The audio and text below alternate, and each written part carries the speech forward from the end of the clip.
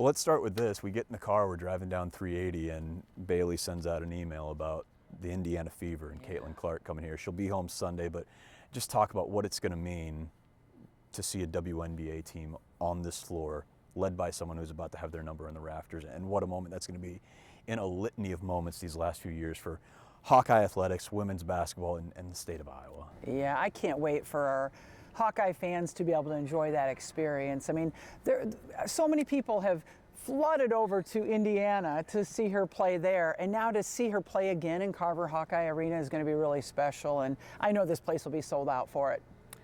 I know you get asked a lot about reflecting on the legacy and changing the game and all that, and we could probably give you 20 years and you wouldn't be able to fully encompass all of it.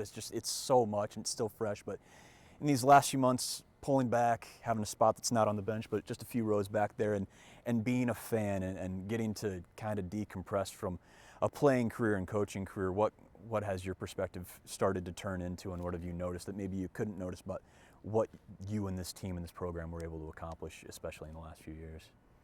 I think when you're in the moment, when it's happening, you're so busy. You put the blindfolds on anyway, because not the blindfolds, but you become very tunnel vision about what you have to do next, and you can't really pay attention to what's going on around you. So you don't even really know. You're oblivious. Like to the Final Four, those just felt like normal games to us. They didn't feel like anything special. It was just another game until you get back, and now I can kind of look back and think, wow, that really did happen. And sometimes I still have to pinch myself. Sure. Those red carpet moments, especially in Dallas, I was at the head of that, and I remember watching you and Jan turn the corner, and just you could feel that wave of energy. I mean, those had to be the moments where you were snapped back of, oh yeah, folks outside our circle and the building, yeah, there's something happening out there. Yeah, those are definitely moments that you realize that this is something special. Or, even like at the hotels where people are just, there's throngs of people at the hotel just wanting to get a glimpse of the team and of Caitlin. And so, yeah, we knew it was something special, but then you go back into your locker room and it's quiet and you're just there with your team, and then it feels back to that normal game again. Probably feels a little back to normalcy being on this bench again. When you sit down here and see the court from this angle again, are there any specific memories or emotions or feelings, these sounds even, that kind of come rushing back? Tons. Yeah. It feels kind of weird. This is the first time I've sat here in this chair since I've left, and I love this view. I absolutely love this view, but there are so many memories. I mean, time after time, and a lot of it revolve around the great fans that we have, but also the special moments, cutting down nets and winning, watching Caitlin achieve all of her accomplishments, break all those records, and everybody just getting behind her so much and enjoying the ride. And one of the biggest compliments I always get is when people say, "You brought us so much joy." To me, that is like the best thing, is when people say that your team brought me joy and got me through this obstacle I was facing. There's so much stuff that, you talk about the trophies, and there's plenty of them, but there's so much stuff that this program accomplished and that you got to accomplish, you don't put in a trophy case, and you wouldn't want to put in a trophy case. It goes beyond that. What is it like just thinking about those things and having people say things like, you just made it, the folks that don't care about basketball or sports fell in love with this team. I mean, you can't measure that, I imagine. Yeah, so many people have said, I never really watched women's basketball before, and now I'm hooked and I can't get enough of it. And so, yeah, that makes you feel like you grew the sport, and that's more than, like you say, wins or losses or trophies or anything like that.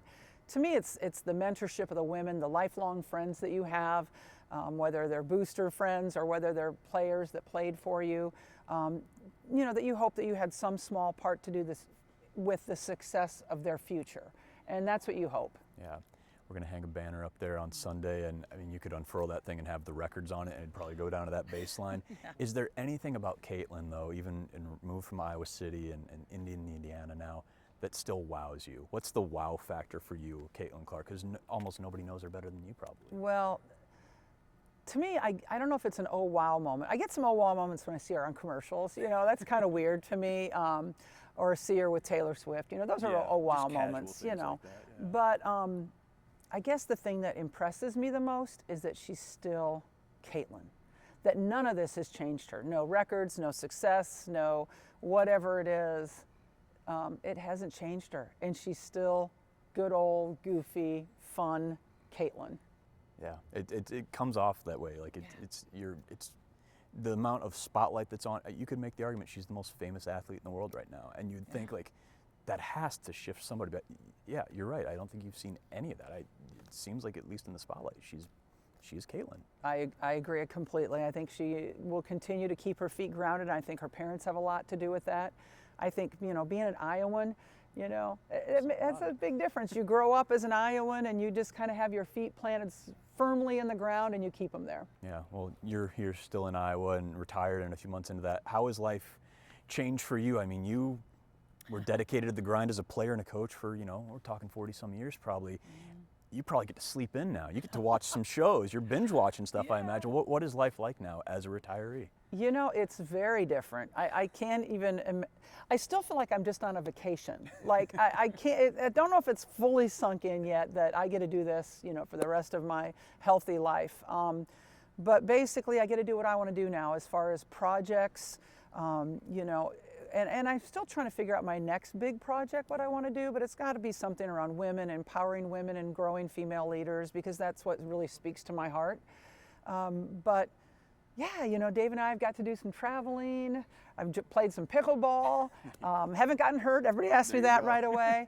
And seen a lot of games, got to go to the US Open. I mean, just things that I wouldn't normally get to do, if I was working in this position. Sure. Jan told me a story last year after we did an interview. It was off camera, but speaking of traveling, it was during the trip to Croatia that you guys found out you'd sold out the season, and she described it cinematically of you were in one corner, she was in another, Jenny was in another, and there was this kind of meeting together. If you could tell us that story, because that sounded beautiful. I mean, just that. It was Brandy Britt, our sports information director, that came up and told us, and she was just giddy, and I love Brandy. She's the best. She's so good at her job. And it's really because of some of those people on the external part of our program, like our sports information directors and our media people, that have helped build this program to what it is. They've helped create the excitement. We had the product, but people had to know about the product, and they're the ones that did that. So I think they were just as excited as we were that we had sold out this arena. That's something we dreamed about when we came here 24 years ago. Yeah, I still remember undergrad. I think the first presser I ever covered with you, this was probably like 08 or something. It was for a Buck Night game, and there was a time, and not that long ago, I think 21-22 season, pay $1 and come see some damn good Hawkeye women's basketball. You look at it now, and I'm sure you felt it in the moment of kind of devaluing the product a little bit there, to now be in a case where I don't even want to know what some folks pay to get into the door here and what they're paying for WNBA games, to see the financial investment that fans are making in the game. Dr. Beckwith, her name is literally on, and the money she's sunk in. And Scott Docterman just had an article this week about the women's basketball ticket sales outpacing the men, and what Caitlin and this team were able to do for opposing teams. To see that shift pretty darn fast. Somebody who's talked about playing in front of 50 people at one point, probably coaching in front of 50 people. To see that people are willing to spend their hard-earned money in an economy like this and investing in women's sports, I can't imagine what that feels like. Yeah, I can remember a few years back going to our marketing team and saying, I do not want to do this Buck Night anymore. It devalues our product. I just couldn't stand it. And so I'm just really glad to see now that people understand that investing in women's sport and valuing the product reaps benefit. It's not that we're asking for a charity. We're not asking for a handout. We want to be a business. We want to try to be a business, and we can, if people value us enough to invest in us, we'll give them a good return. Yeah, and Beth Getz now in charge of overseeing that business in a lot of ways in Hawkeye. She showed up at the perfect time in fall of 2022, and in the interim role, and now a year and a week or so in the full-time role. What have you seen from her in your time as coach, and then the responsibility she has, not just for Hawkeye women's basketball, but all women's athletics here in the entire athletic department, when the lightning's still in the bottle of the aftermath of what happened in the last couple of years, of what's her responsibility, and how have you seen her handle all that to make the most of a really incredible opportunity for Iowa? Yeah, there's nobody better. I mean, we are so fortunate to have Beth Getz in our athletic director's seat right now. It is the hardest time to be an athletic director right now, with not only the transfer portal, the revenue sharing, everything that's going into this. It is a hard time, and she's handling it beautifully. She's a confident leader. She's honest. She's somebody that, she doesn't sugarcoat anything. She'll tell you how it is, and that's okay. There's so much trust there between her and the coaches. And so I can't think of somebody that could be better in that position right now. And it's changed a lot. I can remember I was on the search committee for Gary Barta, and there was one female that was interviewing for the job, and people on that committee were like, well, we can't have a female athletic director. We have football here. That wasn't that long ago. It wasn't that long ago. Wow. That wasn't that long ago. And I think it just it proves that it doesn't matter what your sex is. You can oversee any kind of sport. You don't have to have played it. There's a lot of men out there that have never played women's basketball that are coaching women's basketball.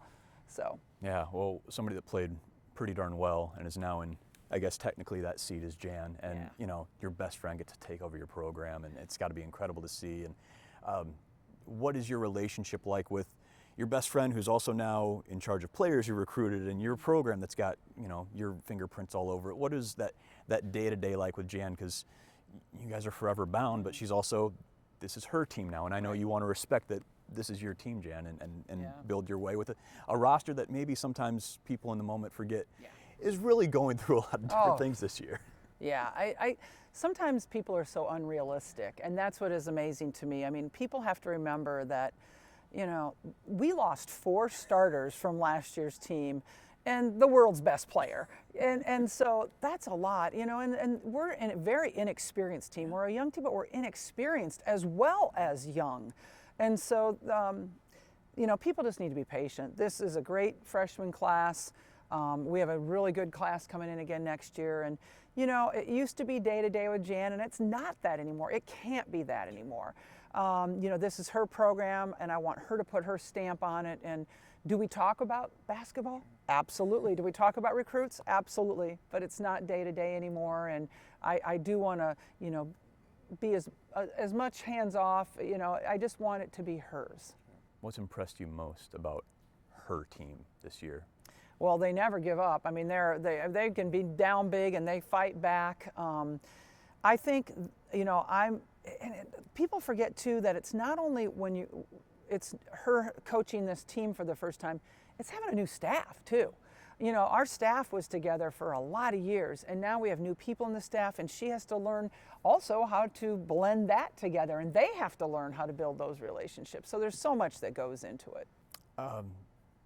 10 years from now, I mean, we see how fast the world changes in 5 years, let alone 10, 20, whatever. What do you think people are going to say about this era of Hawkeye women's basketball, whether it's Caitlin or Kate and Gabby? Let's not forget about Molly, what a superstar there, and Monica and Addie and everybody, and Hannah and McKenna. Just what do you think that legacy is? I know you're asked to reflect all the time, but have you given any thought of what's going to be in there beyond just the banners hanging up there? Yeah, I think it's much more than that. I think they are going to be known for changing the sport, for pushing the needle not only for women's basketball, but I feel like the notoriety that this team received, the excitement that it created, pushed the needle for women's sports, other women's sports too, not just for women's basketball. I look at now and I see the ice hockey league and the soccer leagues, how well they're doing. And it's, the Olympics, the women's Olympics, how well everybody is doing. I hope that we had some small part of getting the national attention pushed towards women's athletics. And I think that's what this group is going to get to know. And I also think this group will still be remembered for the crossover in Kinnick and having 55,646 people, breaking the record for attendance for women's basketball. And I think that'll stand for a little while. Do you view that as maybe the crowning achievement? I know listen, again, it's not something you can put in a trophy case, and there's so many incredible accolades, but the exact number. And I know that was such a thing you wanted to get done, and just going through video for this, there's something about seeing a mid-range jumper with blue sky in the background. It just gives you kind of chills. Just a year removed from that, what do you remember, and just how important was just that moment in that setting? It was so important because it was the first nationally televised women's basketball game. It broke the record for attendance, but it was so special because there was women there in the stands that had never had the opportunity to play sports. They never had that opportunity, and they were crying. I saw women with tears in their eyes because they were moved so much that this was happening for women. So to me, that is something that I'll never forget. It's something I'm so glad that we were able to accomplish here at the University of Iowa, and I take a lot of pride in that. Dr. Grant, what would she think about all this? I've thought about her so many times as the last several years, and how much she would have loved to have been a part of this, and I know that she's with us in spirit, always will be. Thanks so much, Lisa. Thanks, This is Mitch. awesome. Thanks.